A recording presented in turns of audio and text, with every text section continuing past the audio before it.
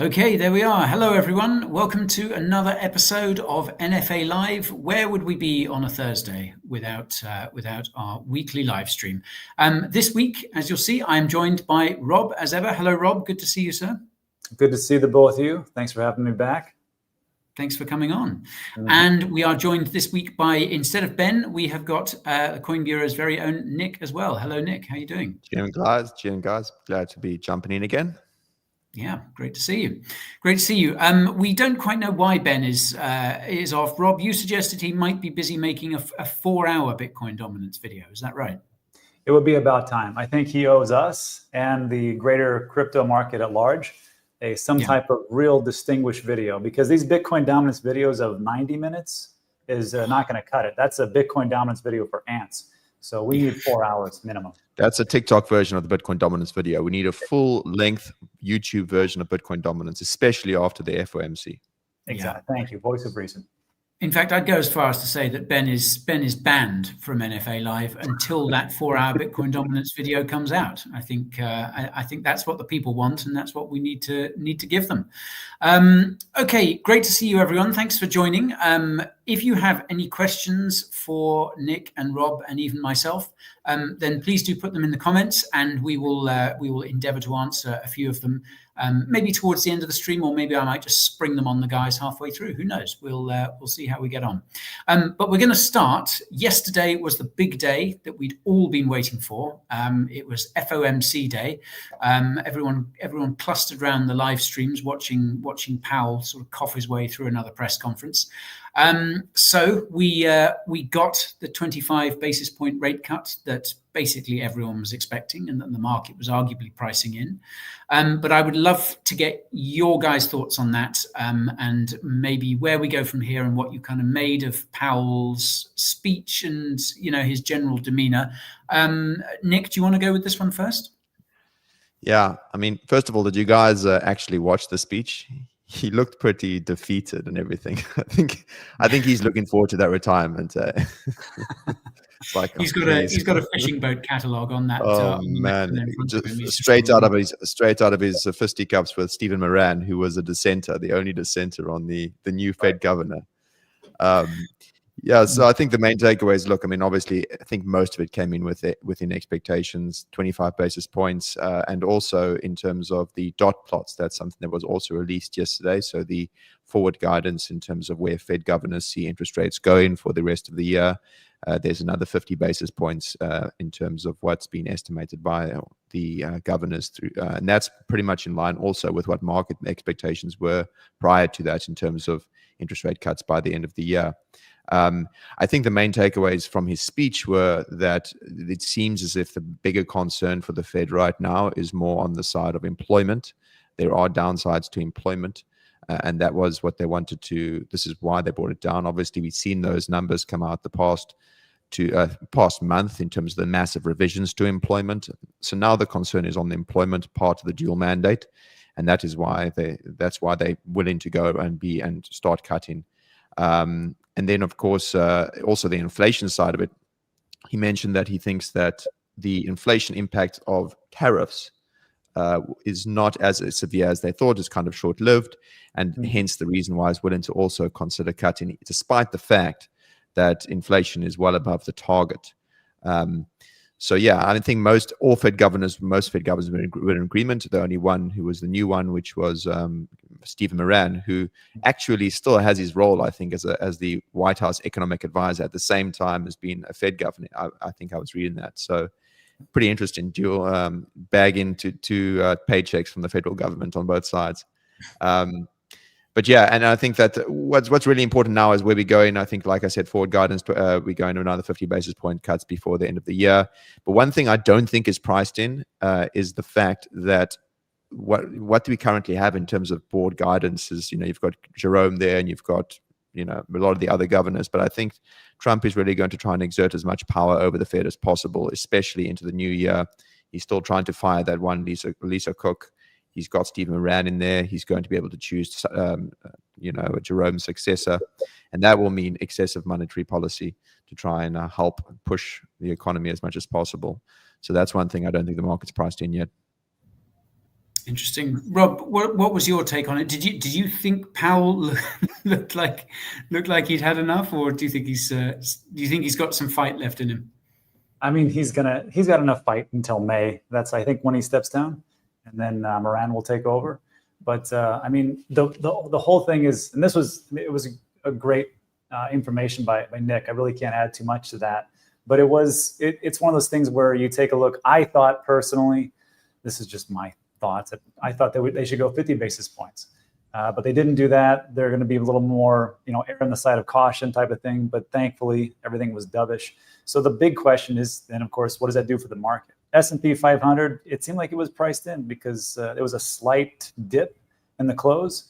But if you look at today, as far as the crypto market, which is what I think most of us are concerned with, there are some pretty good price appreciation green candles today, and it's looking great. And it's not just Bitcoin; it's altcoins, and they're doing quite well.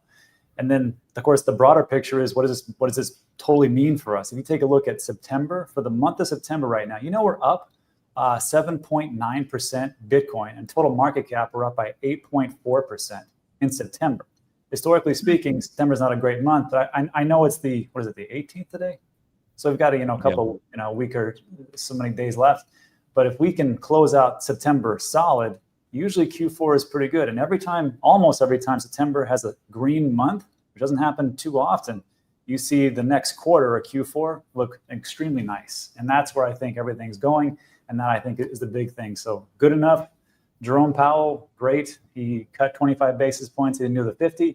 As long as he did something, I'm feeling pretty good about the market. One thing I'll add there as well is, exactly. In terms of this September, we are about, I think, 1% away from it being the best September ever in history in terms of Bitcoin performance. So, yes, there's a few more days to go, and I hope we haven't jinxed it. Tanks right Don't after blame me. I'm just talking about data. But that's true, yeah. And then October we have October. But I will also say, like, August is usually a green month, and August is down. So hopefully it's not like we go in opposite ends on the months here. But it's definitely looking bullish right now. I just want to draw your attention to this. This is the CME FedWatch tool. So this is for the next meeting, which is about 40 days away, on the right at the end of October, and that looks like pricing in another. The consensus there is another 25 basis point cut. So I guess we've got a fairly good chance of seeing that. Nick, I think when we were talking about this earlier, we chatted about this in the office this morning. Did you mention that this is the first time in quite a long time that the Fed has actually cut when inflation was above its target? Yeah, I think so. I mean, if I think since the 1980s, I don't know the exact. I saw the stats on it, and it was one of the first times they've cut. When we're above the target, right? And I think it's definitely a unique environment. And another interesting stat from that is every single time that the Fed has cut interest rates, after a subsequent pause, when the S&P 500 was near an all-time high since the 1980s, we've seen again more all-time highs within a year. So if history is in any indication, the S&P 500 is going to roar even more as we go into the new year, especially in 12-year time frame. So that's another interesting stat for you guys. Fun fact. There we go. Informative and entertaining. How about that? Okay. So I think given the sort of strengthening market sentiment off the back of that rate cut, and obviously looking forward to what looks like 2 more rate cuts this year, I think it's probably time to revisit those cycle top predictions, because obviously this is something that a lot of people have got on their minds. We won't do alts because we're going to talk about alts a little later on in the stream, but I'm just curious to get your thoughts on when and where you think Bitcoin will top. So, are we talking about a Q4 top? Are we talking about a Q1 top? And what sort of price do we think we might go to? Rob, do you want to start with this one? I hate price predictions, but I do like you guys, so I'll go along with this one. So historically speaking, Q4 post-halving years, we all know that it is the best quarter. And it could be November, it could be December. And there is price predictions that vary wildly out there. Some people will say that it's going to 500,000. Some people are saying 250,000, Draper. Some people like Tom Lee are also in that same camp. And some are more conservative, 150K. If I just look at it and just say, historically speaking, and I know that there's a dichotomy, there's a different camps. One camp is this time it's different.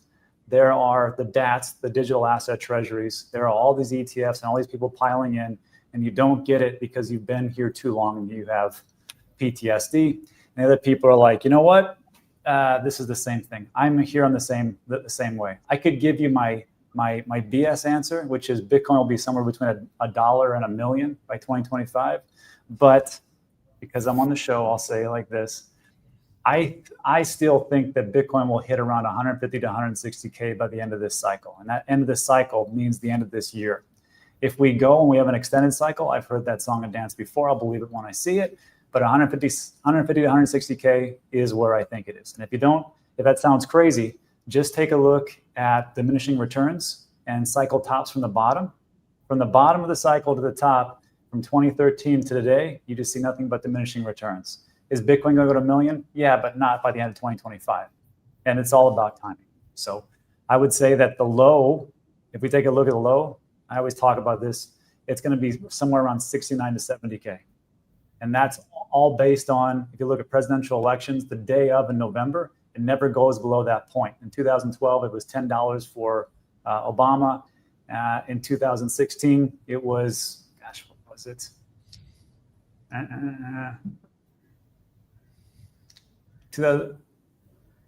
Here it is. $700 on November 8th. 2020, when Biden got elected, it was 14,000. It hit 17,000. And November 5th, 2024, it's 69,432. So I don't think it's going to go below that. It could. So 70 to 160K is my range. 70 to 160K. Okay, that's a decent spread. We can work with that. Nick, what about you? Is your cycle top?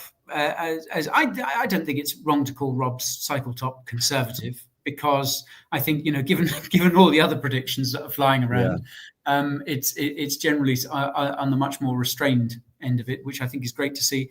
But yeah, are you with Rob? Are you a bit more of a moon boy on this one? And when do you think we might see the top of this cycle for Bitcoin? So okay, let's start with the when, and then this calls into question are we going along the same 4-year cycle? After the halving, 18 months generally, between 15 to 18 months, you have the cycle top. It hasn't happened yet because we had the halving in May last year, and we still, questioning whether we've even hit the top yet. I think we still are.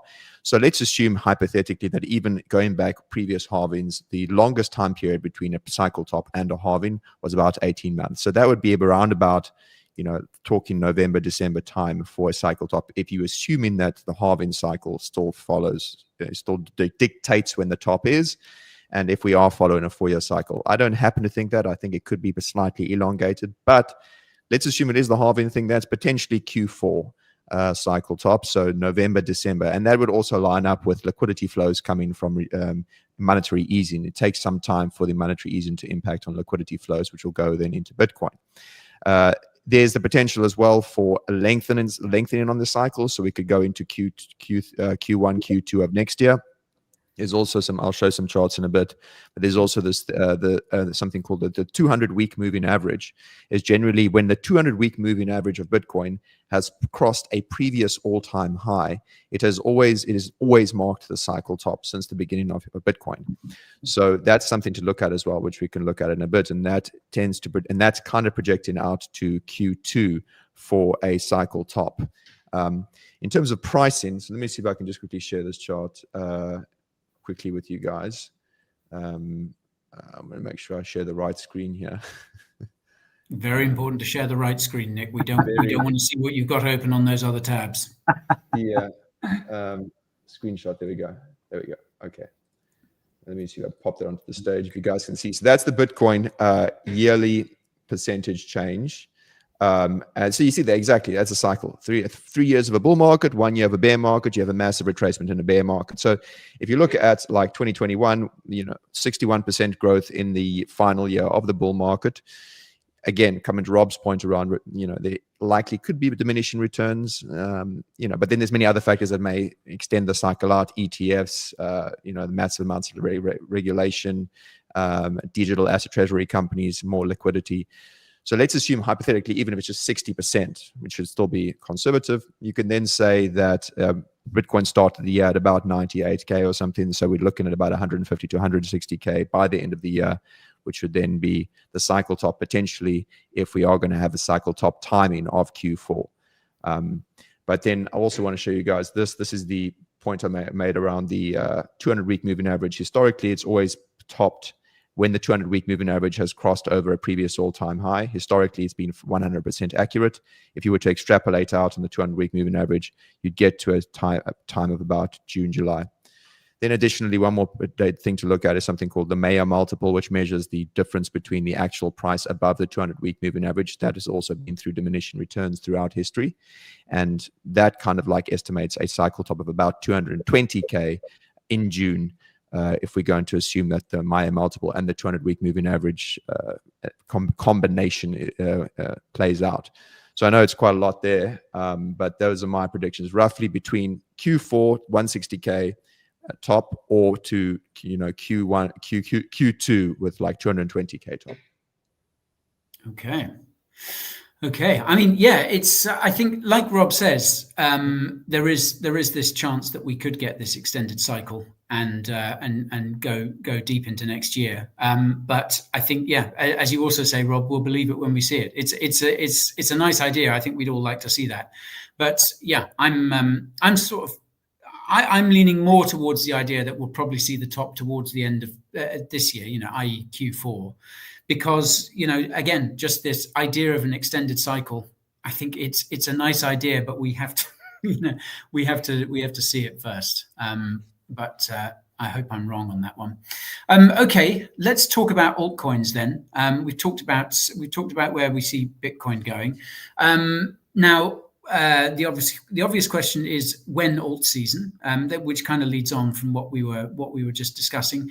And also, have either of you got your eyes on any particularly interesting altcoins that you're accumulating at this stage, or thinking of accumulating, or just sort of interested in? Rob, can I go with you on this one? What are your Altseason thoughts? Well, before I go into that, I just want to say that, with what Nick said about Bitcoin, this is the thing that always concerns me, because I think if it does happen, it's a good idea to not dump the entire bag. And I got to tell you, with the regulation that's come through, and with the ETFs and the DATs and the treasuries, and of course the retirement accounts coming into Bitcoin, I just think that like alts for me they're going to have to be sold off like crazy. And I'm talking 90, 95%, if not 100%. But Bitcoin, I used to talk about selling 50%. I think it's going to be markedly lower, probably about 25%, and then just let that ride. And if Nick's right, which I hope he is, that'd be really fantastic for the old portfolio, but we'll see how it goes. But as far as like altcoins, I think we have to be ruthless here with alts, because, I mean, they're great, but do we need 10,000 altcoins that are out there? I just don't think it's one of those deals. So for me, I take a look at, there's this good site I always take a look at, coinglass.com. I don't know, Guy, if you can throw this up. It's got all these different indicators, and you can just put them all together. And it's great, because when you have like what Nick was talking about, the 200-week moving average, you got a pi cycle top, 12 multiple, 2-year MA, MBRBZ, and all that stuff. And what it says here is it'll tell you like, hey, like these are all the indicators. What it's telling you right now, hold or sell, and it's been 100% hold for, forever. And just this last couple of weeks, it's gone to 3% sell. And the only thing that's hit is this altcoin season index. And people will say that doesn't make any sense, because all my altcoins aren't going up like crazy like they did in 2021. There's a difference. Back then, it was just easy dumb money. And now I think more of the investors are looking at, okay, what does this actually do? What's the utility? Who's behind this? What's the tokenomics? I mean, people are smarter. I think that's really what it comes down to. But if you take a look at like altcoin season index and really break this down, You can do it over here by clicking on the chart, and it'll go through it. I like to use Ben's site and then just steal all his information. But you can see the altcoin season index really just comes down to this: are altcoins outperforming Bitcoin over 90 days or not? And they take the top 50, and right now 35 are, and 14 or 36 are, and 14, or excuse me, 35 are, 14 are not. And when it goes into the red for these altcoin season index, this is what we talked about months ago. I did this video called Sand in the Ocean. It's like that's what we're doing when we're buying alts. We're just throwing sand in the ocean because it seems like it never goes anywhere. But once you get into the green, this is the Bitcoin zone. This is the altcoin zone in the red. I said, and we talked about it, when you're down here, you can continue to buy Bitcoin. That's great. I was doing it. But you really want to start to say, okay, everything's down and low for alts. I'm going to buy alts and then go back and forth. So here's a thought experiment. Go back to like where it's like deep green. This was, what is this? The 1st of June, 2023. So this is where like Bitcoin's heavily doing great things, right? If you go over to CoinMarketCap historical, 1st of June, 2023. Damn, that's a lot of data. Well, let's just take June 4th. Who would like to buy at these prices? Ethereum, $1,800. BNB, $305. XRP at 53 cents. Cardano at 37 cents. Solana, oh my God, it's disgusting. $21.82. It just goes on and on. So as far as like, are we in the altcoin season? We are for specific altcoins that are doing pretty well, but it's not for all the altcoins that are out there. I think there are some ones that just don't make any sense. And I've talked about the ones that make sense to me, but your altcoin and some of these just take time. But I'm not talking about your altcoin like Ben would say. Absolutely. It's vital to make that distinction. We're not talking about your altcoin. Very important to say. Nick, what's your take on this? When do you think alt season we can expect it? And is there anything in particular on your radar at the moment? Yeah. So, the altcoin season says it's altcoin season. So means that must mean it, guys, right? I think the problem was, I think the way I think about it, the why you have such a disconnect between the sentiment on crypto Twitter and generally the sentiment among holders and the altcoin season index is because of this, what I'd like to think of as the Pareto distribution in altcoins. Like some holders who've held particular altcoins that have been crushing it this cycle have seen most of the gains, whilst bag holders of past cycles and everything, or even they hold these altcoins that have just been underperforming in general. 90%, I think the stat is like something like 90% of altcoins are down by almost 90% in terms of the broader collection of altcoins. And some have done really well. But in terms of questions, in terms of if altcoin season is here, you can look at some other interesting indicators, like I can just show you here. So this is the others to BTC chart. Others, of course, being the collection of altcoins below the top 10 in market cap to the Bitcoin market cap ratio. It's on an uptrend. It's had a golden cross recently with the moving averages. So that's trending up. You've also got, this is what Ben, I know Ben likes this as well. This is the others to ETH. And that has been performing. It's hit a bottom, and it's now been up about 14% since the bottom. So others are also performing. So this is the general rotation out of ETH into other altcoins as well. So essentially, I think that we also seen that now with Solana. Solana's had a crazy run the past 2 weeks for digital asset treasury companies and just the sentiment. And we talked about this on Monday, Guy, in terms of the Sol redemption trade. So we're starting to see the first signs of altcoin season. In terms of any particular alts that I'm interested in, I'm questioning whether it makes sense now to consider the ETH Sol rotation. So from ETH into Sol, whether the ETH still has, ETH still has upside potential, but the question is how much potential does it have relative to Solana? And you can look at the ETH Sol chart. I don't have it up right now, but that's what I'm potentially thinking. And there are some other interesting altcoins I've also been eyeing, likes of ENA. I've been looking at that for quite some time. I think that's because it's a revenue generating altcoin. And if you think about going into this season, you want to be focused on those altcoins that are generating the revenue, generating cash flow. So that's one I'm looking at right now. But I first need to accumulate enough fiat to go and buy altcoins, because I never sell my Bitcoin, as Saint Sailor would say. I always use fiat to buy altcoins. So I need to stack some dirhams to go and buy some alts. Okay. Okay, you're getting into dirhams first before anything else. Just a word to anyone who's unfamiliar with Nick's strategy. Nick is not one of these guys who will hold sort of 20 or more coins in his portfolio. Nick likes to take a handful of positions and go in size in those. So he who chases two rabbits catches none. Just try and high concentration, conviction bets, I think. Yeah, I, on the other hand, am so easily tempted by a shiny new thing. But there are people on the Coin Bureau team who are much worse at that than I am.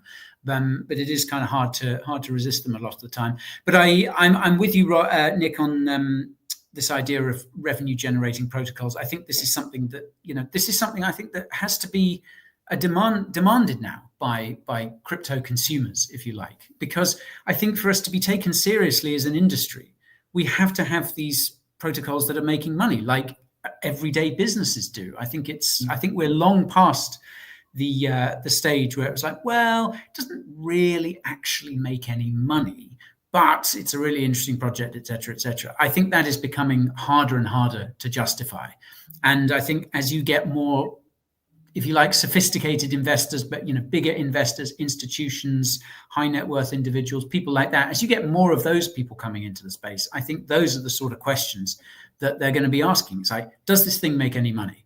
Yes, okay, I'm interested, because, and what with regulations and stuff coming through, it's interesting that you talk of ENA, because I hold ENA myself. I'm a big fan of the Athena platform.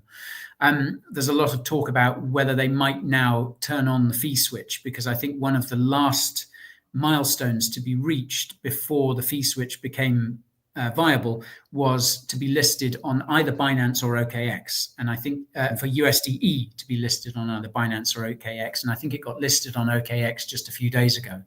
So there's interesting possibilities there. Like, we might see the protocol being able to generate more revenue if that fee switch is turned on. So that's something to watch for. And it's those are the sort of projects that I'm kind of looking at myself now as well. Another thing that strikes me, though, is just how fast you have to be, because I remember in previous cycles, you might have a few days, even a few weeks to get on something. And now the churn is just unbelievable. For instance, I noticed over the last weekend, there was a lot of talk around streamer coins. Obviously, Pump.fun is big at the moment, and I think we're going to mention that in a moment. But there were a lot of talk about these individual streamer coins. And I saw a couple of tickers out there, and they went, boom, and then straight back down. It was so fast. And you think, wow, you've really got to be paying attention here, because I think for most of them, there just isn't, you don't have that luxury of time. It's like, oh yeah, maybe I'll get in here and it might pump a bit over the next week. It's like, unless you're quick and in and out, then you're probably going to miss it a lot of the time. Isn't that where you got your idea to start a Pump.fun stream guy with your own streamer coin? Did you say? That's right. That's right. Plan for next week? After this, in fact, I'll be going live on Pump.fun. Guy gardening, watching Guy gardening, a garden coin or something. Oh no, I'm just growing my beard live on stream. Oh, okay. I'm regrowing it. That's why I shaved it off. So I'm going to regrow it. People just watch it and just trade whatever the ticker is. And that's my new revenue model now. So I hope you guys will be able to tune in. It should get pretty wild, I think. Okay, let's move on before I say something I shouldn't. And let's talk about Pump.fun, because this is kind of all over the place at the moment. It is an incredible comeback story, because after the Pump token launched, after that ICO, it looked like down only, and Pump.fun was in deep trouble. And now it is outperforming. It is the talk of the town, if you like. We've got creator incentives are driving traffic there. We've seen some absolutely crazy streams. I'm not going to go into details because this is a family show. But my question to you guys is this new Pump.fun streaming mania, is this sustainable? Is this another passing fad? Or do you think this could be something that, I hesitate to say drives mass adoption, because I'm not sure that's what I want. But do you feel that this is something legit, or is this just another flash in the pan? Rob, what's your thoughts on Pump.fun? I mean, I think that there's going to be people that are going to make a lot of money off it, but it's going to be very select individuals, and they're going to, that's like the ultimate, I mean, it's called Pump.fun, but it should just be called the pump and dump stream, because that's pretty much what's going to happen. And you'll see there'll be a couple of stars that'll come out of it, and it'll be awesome. And then I think it'll kind of fade away. And there'll be something that's going on, because I've read the stories about the streams that are happening, and some are just regular streams like you'd see, but some go like way onto the other side. And that's fine. You can gamble on all those things. But I think it's another case for crypto to do something, yet it gives us kind of like a not favorable view. And then, as this keeps happening, I think it'll go away, but people will start to believe that's going to be something. I heard the same thing also with NFTs and the metaverse. Remember the metaverse? That was supposed to be the biggest thing of all time. And fill in the blank for every other type of crypto product. So it'll probably do well for a while, and then it'll fade away like most of these things do, just like Pump.fun did before. But good luck to everybody on that platform. Oh, Rob, you talk like you've been in crypto for a few too many cycles. It's pretty jaded, mate. Pretty jaded. You don't think it's the future of streaming? You don't think it's going to replace YouTube? You don't think we're going to eventually have the White House doing press conferences streaming straight to Pump.fun? Oh, that's coming in the next election. Yeah.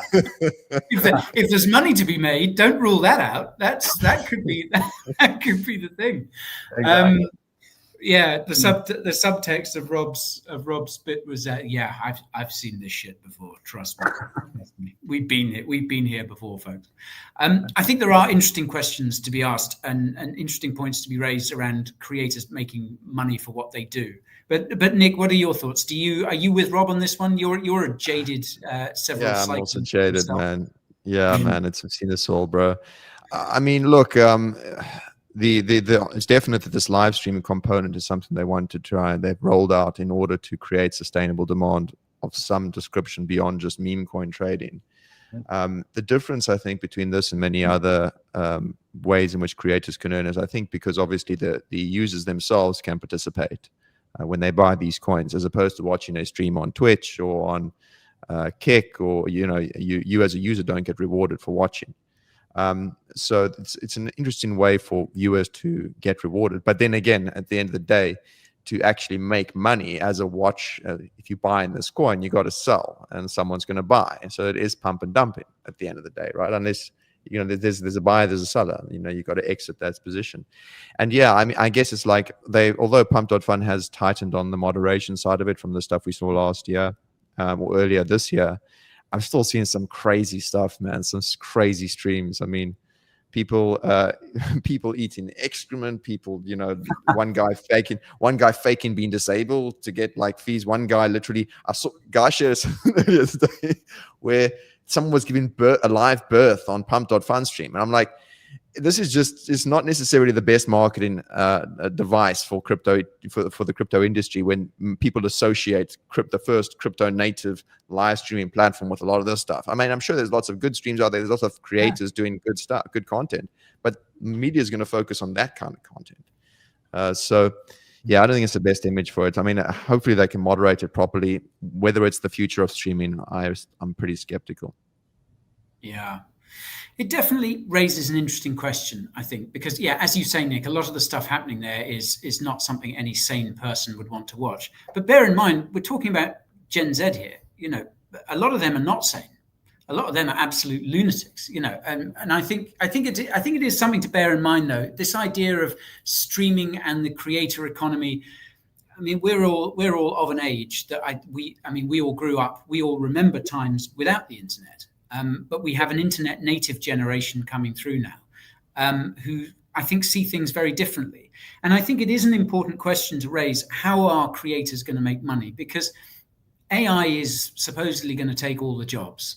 And there is a big question of what there is going to be left for a lot of humans to do. And I really do feel that the creator economy is probably going to become a bigger and bigger thing, because it is going to be a way for a certain number of people to actually make some money. And it's kind of dystopian in a way, but I think it does give rise, in the same way that YouTube has done over the years, it does give rise to a certain amount of creativity.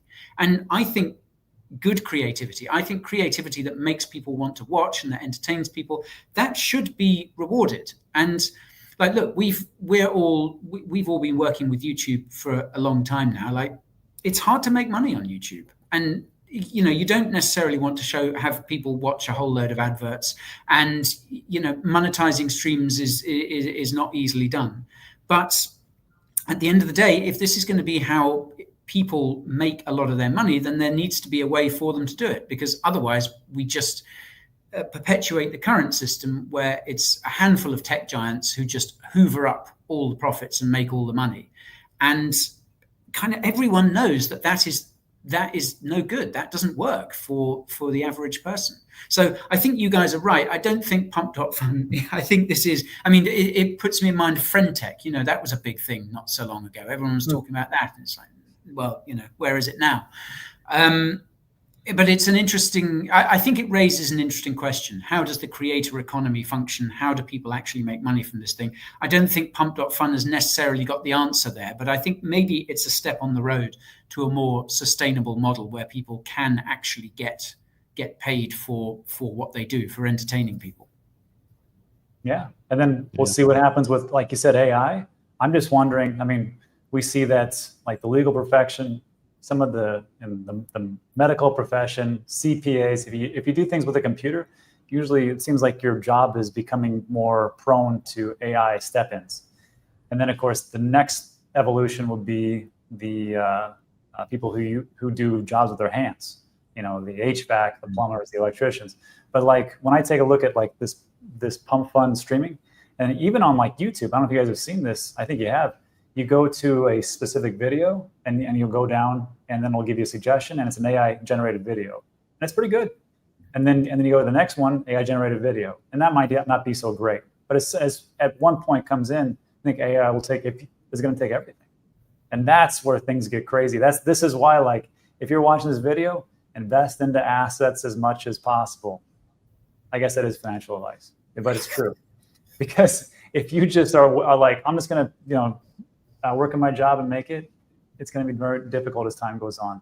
And especially as we start to do the money printer, invest into assets, please. Yeah.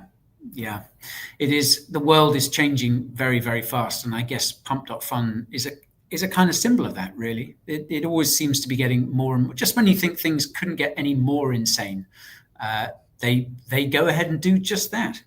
It's going to be interesting. All right, let's move on and talk about, before we answer some audience questions, I want to know what you guys feel is the biggest risk to crypto right now. I think this is a timely question to ask when markets are going up, when there's generally a lot of confidence, because we should be wary of this type of thing. We should be wary of the things that can jump up and bite us. So what are the big risks to crypto in your view? Nick, can I start with you on this one? Yeah, sure. So I think that probably the one that many people are talking about, that they've been raising concerns about, is the digital asset treasury company Unwind, potentially how that could impact the markets. If you guys have been following them right now, there's been a lot of compression on the MNAVs. Some of them, at least 25% of all digital asset treasury companies have an MNAV below 1, which means that the total value of their market value is below that of their Bitcoin assets, which is not good because it means they can't issue any more shares. They'll dilute their shareholders, and they can't kickstart that flywheel. And many others are compressing towards 1, including strategy. In terms of how much of a risk it really is, it's not like the previous 2022 cycle when you had forced liquidations on lenders and cascading liquidations, because these are debt structures are different as opposed to like a forced perpetual shorts and all that kind of stuff. So it's not going to be like a forced liquidation event, but many of these could eventually start selling because they are in a predicament where they need to give money back to shareholders, and the logical fiduciary duty of a director of a company is, if your assets are trading at worth more than the actual market value, is to sell some of the assets and give it back to shareholders. So some could potentially do that. And that could obviously draw down some of the cause of softness in prices and the less bid from these digital asset treasury companies. That's one risk, although, like I said, I don't think it's as big as the FTX style collapse, Luna collapse, etc. Another risk, I think, and it's more image, I think, and adoption, how it impacts on image and adoption, is, I think, unfortunately, for better or worse, crypto has become way more politicized right now in terms of especially in the US, right? It's clearly now it seems to be aligned. You've just had that statue today. I don't know if you guys saw a statue with Trump, meme coin statue, Trump holding a Bitcoin on Capitol Hill, which is hilarious. It reminded me a bit about that Ronaldo. Remember that Ronaldo statue with awful. awful. It wasn't a good statue. Yeah. But I mean, anyways, the point of the matter is, I think that it's becoming very politicized, and I think that people, Trump is a polarizing figure, and right now the US is in such a tough political climate that people on the left may be inclined not to want to invest in crypto, not necessarily want to see that crypto at the end of the day, crypto is a technology that's for everyone, right? It's no creed, politics, or color. It's basically for anyone to use. And I unfortunately think that message has been lost more recently, especially because the mainstream media is going to push it as well. The fact that, Trump's doing crypto, so therefore it must mean something. Yeah. What do you think, Robert? Is the politicization thing something you're concerned about in the DATs as well? I have no idea. I don't know what it's going to be, but I didn't have it on my bingo card that we had FTX, Voyager, Celsius, BlockFi, and a host of others just collapse, like how they did. It wasn't there. So I don't know what it's going to be. I know it's going to be something. Nothing goes up into the right forever. The only thing that I'm concerned with is not round tripping my bags, making sure I get rid of a bunch of these crap altcoins that I held too long last time, sell them mercilessly, get out of those altcoins, and then keep my Bitcoin. And that's really all I really care about right now. I don't know where this nonsense is coming from, but it's coming. And it could be recession, war, some kind of geopolitical issue. I don't know. But I got to get out of at some point, and that's all I'm really focused on. Yeah, that's a refreshing attitude. Actually, I think that's a good thing for people to bear in mind. It's like maybe spending time worrying about what could be the big threat to crypto isn't the point. It should be more about how you're going to manage it, what your particular plan and strategy is, and how you're going to execute it. Because, I think the three of us have all made mistakes in previous cycles. I've made mistakes in this cycles. I've held on to alts that I shouldn't have. And the important thing, I guess, is learning from those mistakes as you go along. Don't be the sucker who keeps making the same mistake every single cycle. Yeah, and then I'll just say like this. Like yesterday, I was talking about how I need to stop saying the word dumping. I'm going to dump on you, because I tell people that. And from now on, what I'm saying is I'm going to be handing off my altcoin bags to the next round of investors who want to pick those up. So I will lay those down. I encourage people to lay down their altcoins because they did the hard job. Other ones can come and hither and pick them up and carry on with their lives. I think that's where we're here. We laid the foundation. Other people can go pick up the bags that we laid down. I'm going to bequeath my bags to other investors and give them a turn. Give them a turn on them. I hope they work out better for them than they did for me. I think the only other thing I'll add to that, I think in terms of, I absolutely agree with you, Rob. I think spending a lot of time worrying is probably takes your eyes off the more important thing, which is surviving. But I do think perhaps the big threat to crypto is perhaps something much more mundane, and that's just a lack of attention. Because crypto, I think, is the embodiment of the kind of attention economy. And I think one of the reasons why we had such a mad cycle in 2021 was because it was the new thing. I know it wasn't the new thing. I know we'd had it in 2017 and 2013.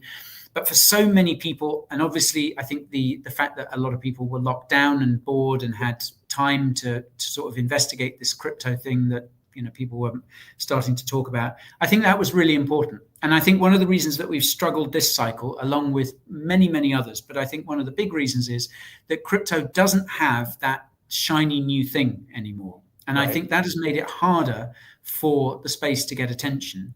And that means that, I think that the symptom of that, or the result of that, is kind of a lot of the mad stuff that we've seen in the space over the last few years. And I think Pump.fun is probably just the latest example of that.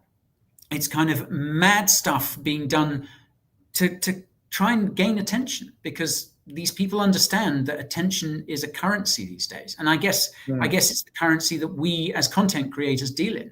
But I think that is a big potential threat to crypto, is, we need more attention. And I think the only way to bring that positively is to create stuff that people actually use in their daily lives, and that, not only enriches them, but gives them useful things that they can use across their lives. And that is much better than some crazy streaming platform where people are doing all kinds of unmentionable stuff. But I do think a lack of attention may be crypto's sort of kryptonite in a way. But of course, we could also be just around the corner from some FTX style horror show as well. We should never rule it out. Okay, I just want to ask you guys, put forward a couple of the comments and questions that the good people in the comments have put forward, and then I will let you go to what remains of your Thursday. This one from YOLO72 earlier: talk about Aero. Base token airdrop is exploding the activity on the main base DEX and its token. Nick, you were talking about Aerodrome recently in the office. It was. Have you had any thoughts on this? Yeah, I mean, I actually hold some error. I think that if we're talking about tokens obviously on the base ecosystem, right? It's the Premier DEX. It's also been integrated with a lot of Coinbase's infrastructure. I think it hasn't received VC funding, and also the unlocks in terms of team. I recall it's tied to KPIs or some sort of milestones in terms of revenue, so there's no overhang in terms of unlocks. So it's definitely an interesting token, and that's why I hold it. Obviously, it's now performed very well because of this rumors around the base token. That will draw a lot more attention to the base ecosystem, and therefore people are going to want to trade on DEXs there. And being the premier DEX with liquidity, Aerodrome will benefit. So I think it's got potential for sure. Yeah, that was interesting, wasn't it? Well, it was quite amusing, I thought. After all the talk of, no, we're not doing a token, we're not doing a base token, there won't ever be a base token. Jesse says it, Brian says it, there won't be a base token. We're exploring the idea of a base token. Money talks. Money talks, man. There might be a base token. Yes.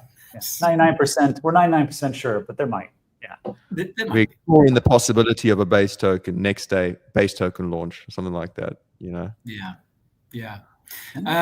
Okay. Waterboy QC asks, bonjour, gentlemen. Is it possible we don't get a blow off top this cycle? Anyone want to say that? This basically means like a super cycle. He's talking super cycle. Well, we just continue like gold after the ETF. Yeah. I think that's very I think it's unlikely. I think in terms of we can discuss how much it will draw down, but I don't think any market goes up and to the right forever. I mean, it's just the more people think that, the more likely it's not to happen. Let's put it that way. Absolutely. The more you think that Bitcoin is likely to go up and to the right forever, the more likely it's best time to start taking some profits and DCAing out, because nothing goes up forever to the right. Right. Or like Altcoin up and to the right forever. Maybe not. Yeah. A question from Real Raid Boss. Nick, how was the SUI event in Bali? Did you enjoy yourself? Yeah, it was great, man. It was obviously great to see many people within the SUI ecosystem, to see what they're building. Like, I met the Mr. Labs team, Adene, Costas, Kristen Thompson from the foundation, and the brains in that team and in that project are insane. Like, in terms of, these are some of the smartest guys. I mean, the guy who literally wrote the language they use in the Move languages is part of the SUI team, Sam Blackshear. So they're very smart people. The event itself is great. We learned a lot about the interesting projects on SUI. And yeah, it was in Bali. Can't complain. Chilled out there, for 2 days. It wasn't long enough, but invited to a crypto event in Bali. I think I'll take it. Yeah. Hey, Nick, real quick, because I invested into SWE because of you guys and because of the Coinbase Club. Tell us, like, when you were talking to the guys, like, what kind of projects were they talking to you about being built on SWE? I know that, was it them who had that handheld device gaming platform? Yeah, SWE game, the SWE handheld, the SWE Play. That's still been shipped out. I think there was a few issues here or there with shipping, but that's been shipped. In terms of other projects that are building on there, there's obviously Walrus is probably the biggest one right now. That's decentralized storage that's focused on, and that's another very important narrative that I don't think too many people are focused on, is like decentralizing how we store our data. And then there's other stuff. There was a few others. Momentum, which is a perp dex on SUI as well. And quite a few other projects that they're building out there that are going through their stages now of releasing tokens and whatnot. But I think in terms of the blockchain performance and security, I think that's where SUI stands out in terms of its smart contract language is different to the others.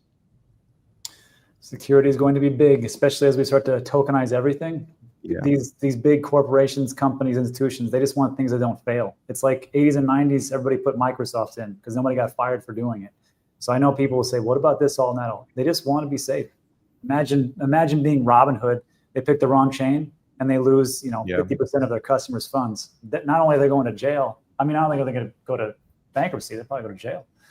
So yeah. Exactly. That's their main USP, right? And that's the team has actually even helped other teams in terms of like advice when it comes to smart contract security risks and things like that. And yeah, other move-based chains as well, which I won't mention any names. Well, there we go. It's good to see that sort of cooperation, though, isn't it? Because crypto often feels like it's PvP and it's a very competitive space, but if we can win together, can't we? And I guess it's in the interest of a project like SUI that we don't see some other chains collapse, because these sorts of things hurt the entire industry. So that's good to see. That's refreshing. Guys, I'm going to leave it there. The final question is just asking, where is Ben? As we discussed, he's busy making a 4-hour Bitcoin dominance video, especially for you guys. That's how committed he is. Yes, as long as that goes live in the following week, then Ben will be back for the next NFA live. But Rob, Nick, I've kept you long enough. Thank you very much for your insights there. Appreciate it as always. It's great to see you. Thank you everyone for watching, and tune in to NFA Live next week. And if you don't follow Rob already, then there are links in the description, and I highly recommend that you do. Gentlemen, see you again soon. Cheers, guys. See you. Thanks, everyone.